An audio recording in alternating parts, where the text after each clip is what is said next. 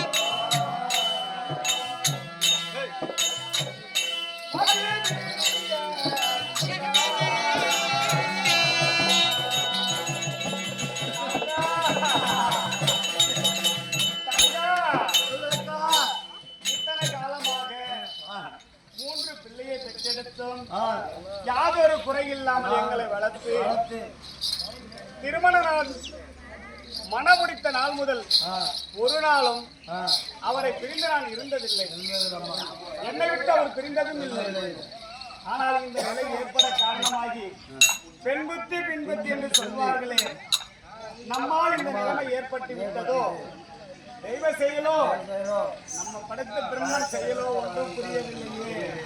தங்கா, என் வயிற்றில் பிறந்த பிள்ளை எல்லாம் உன் பிள்ளையாக நினைத்து வளர்த்து வந்தீர்களே, என் பிள்ளைகள் எல்லாம் ஆண்டு மடிந்து விட்டார்களே, நமது சேனா சைனியம் எல்லாம் அடைந்து விட்டது.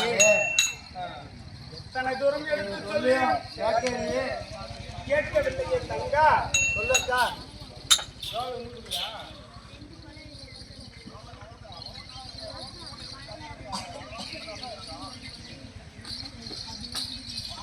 என்ன பாவம் செய்யும்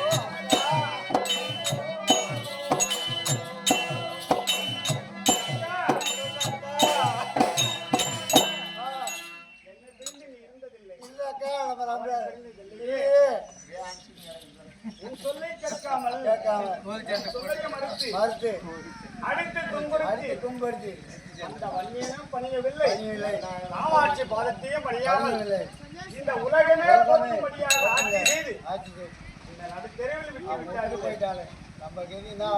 பாவியை நான் பெண் இழந்தே